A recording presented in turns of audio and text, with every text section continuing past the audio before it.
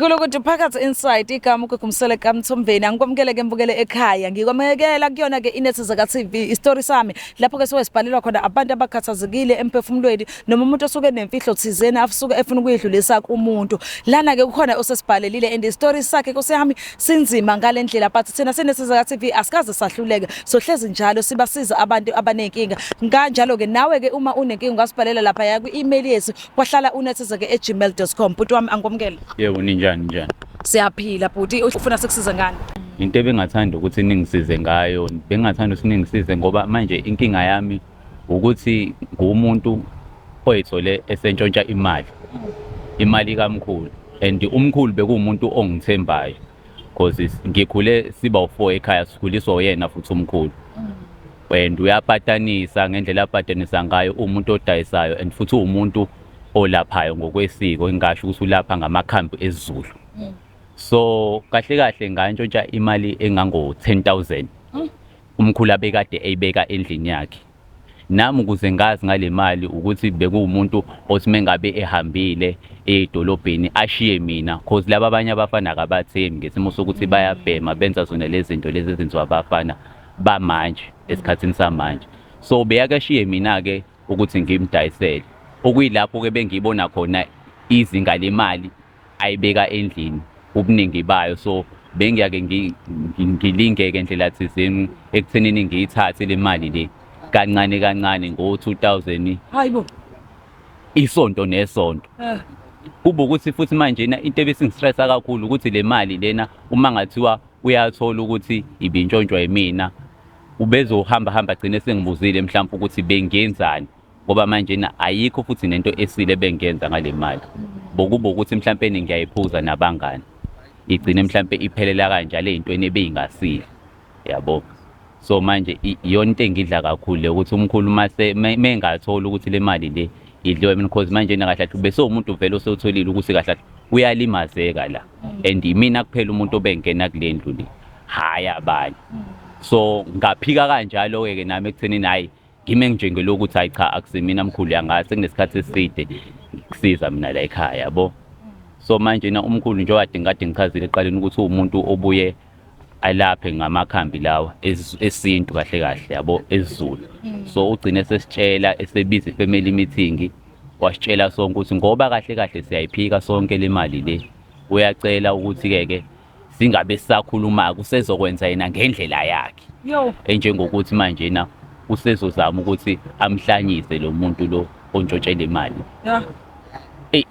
Manje iyangidla lento akulula ukuthi ngikuvume lokho ukuthi and ngiyinika ukuthi ngoba manje umuntu wakhona legcekeni and isikhuliso yena angeke ayenze into ekanje kodwa ngoba ngiyamazi ukuthi izinto asekazenza phambilini abantu abaseke vele bamlimaza ngalendlela le esengibazi mina izinto abaphuma kuzona ngiyaye ngalali kahle nasebusuku. So usizo ngiyalidinga ngempela. Manje ke umkhulu uthi wena ubethemba wena egcikeni laba abanye akabathembi kanti akazi umkhulu uthi ubastard yokugcina lo amthembayo. Iyo nto engidla kakhulu le akazi ukuthi yimi kahle umuntu omlimazayo la egcikeni. And le mali le izinga la imali esingango 10,000 esengidlile and bengilide ngiyithatha ngo 2000 sidla nabo futhi abanye abafethu bona laba abala egcikeni nabo futhi abazi ukuthi le mali le ngitshontshile. Isithunzi sami manje sengisikhalela indlela esengizobukwa ngayo egcikeni ukuthi sengizoba umuntu onjani uyabo. Manje ke uma uyithatha imali mhlambe ukhona wena la ukuthi kuthiwa khona uyasebenza khona uyadohoza khona mhlambe eme ukuthi unemali bazobona engase mhlambe uyithole khona noma kwenzakalani? Kukhona la bengidohoza khona. Bengidohoza njengomuntu oyi-security uyabo ohola mhlambe inyanga mangabe iqala yabo.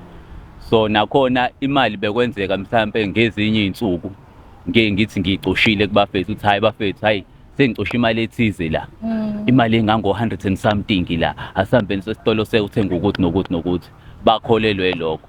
Sometimes futhi ngisho ukuthi hayi emsebenzini hayi ngiholile namhlanje eli kanje kube besiba khona nje indlela ebengizama ngazo ukugoqa. Sometimes ngicela iadvance emsebenzini yonke lonto le so bebekholelwa kulezo zinto abafethu kangangokuba bebengaboni ukuthi cha ngilimaza yena umkhulu.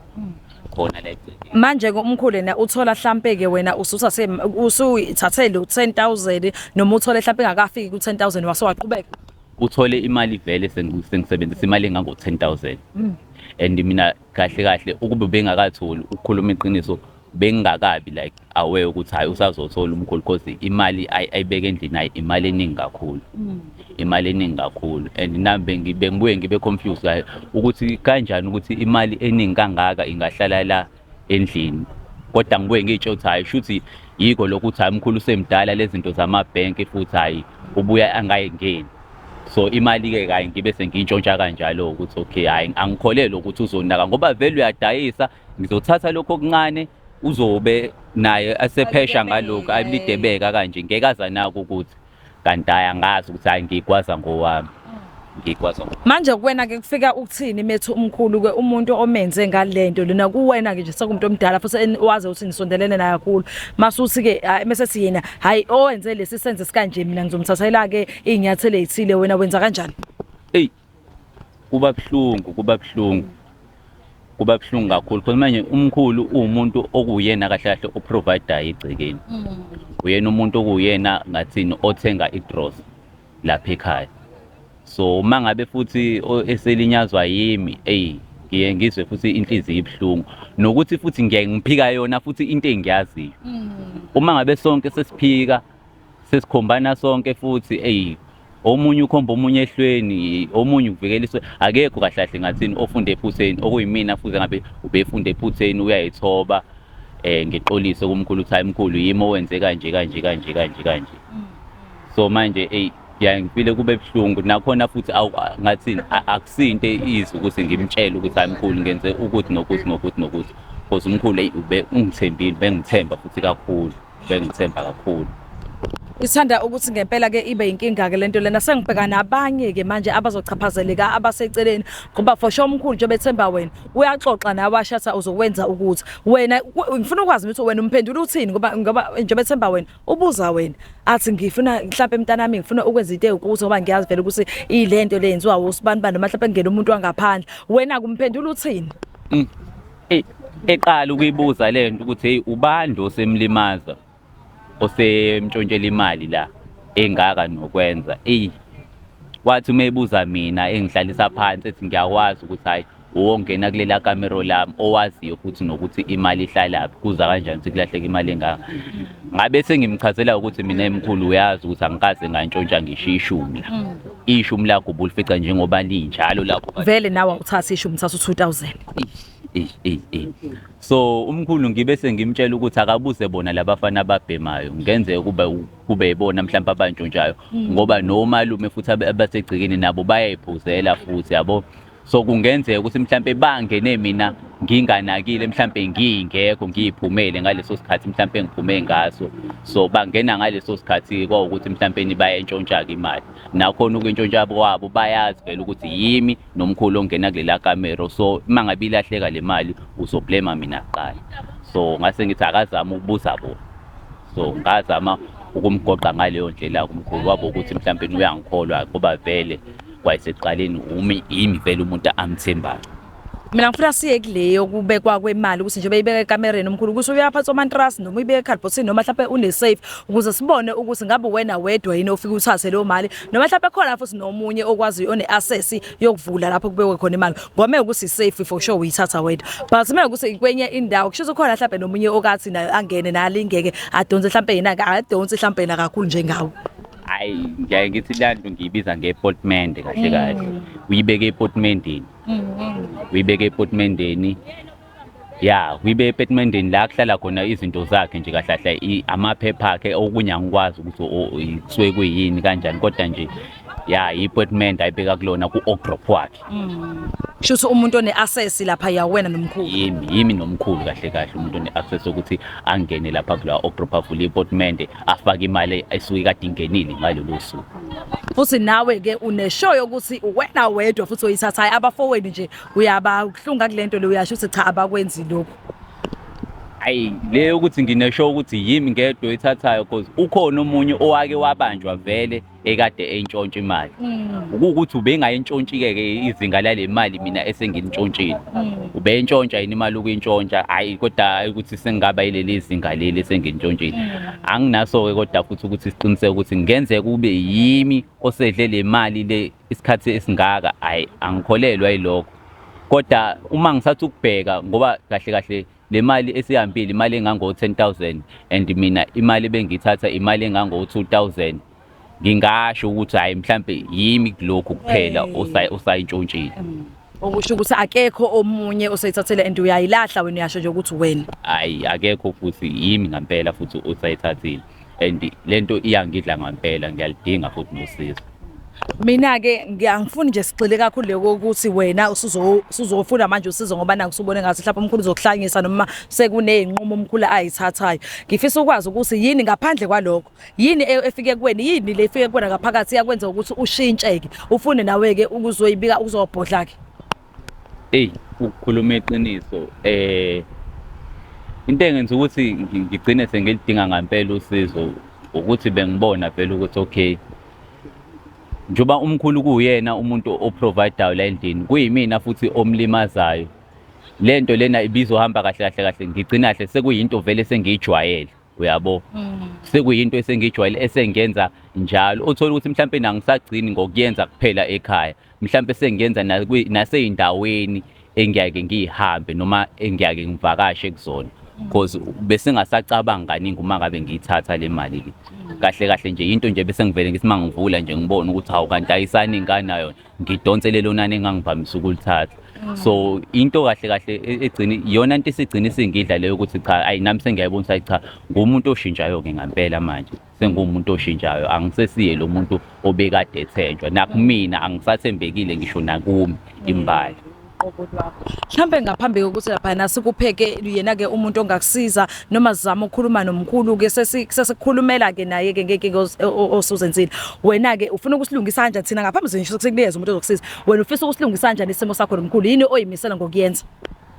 Into engiyimisele ngokuyenza ukuthi ngibuyele ngibe yile ngane bekade engazi ngiyiyona, ngithembeke kuyena, ngiphume kulezi zinto lezi ezimbi bese ngiqalile vele sengizenza, yabo. And ebengikufisa kakhulu ukuthi ubesangakwazi ukuthi mhlawumbe aqhubeke nokungithemba, okuyinto futhi naye ngingaboni ukuthi into esingalula, kodwa bengifisa ukuthi isikhathi singaphindela emumva ngibe ile ngane abekade eyithemba kwayisekuqaleni. Khona le ndaba ongayithinta engifuna ukuyithinta eyokuthi uyimisela ukuyikhokha kanjani le mali ngoba ekugcineni kona uzoyifuna vele, uzobe usuyikhokha kanjani kule mali? Njengoba ngumuntu otohozayo kulezi ama-security, ngiyacabanga ukuthi emholweni engiwutholayo kube ukuthi nje ngiyaseva noma ngilide ngimnika kancane ngayo le mali futhi ebengiyithatha. Njengoba bengikade ngithatha bona labo 2,000, kube ukuthi mhlampe noma ngimbuyisela ngiyibuyisa kancane kancane ngabo futhi labo 2,000 ebengibathatha.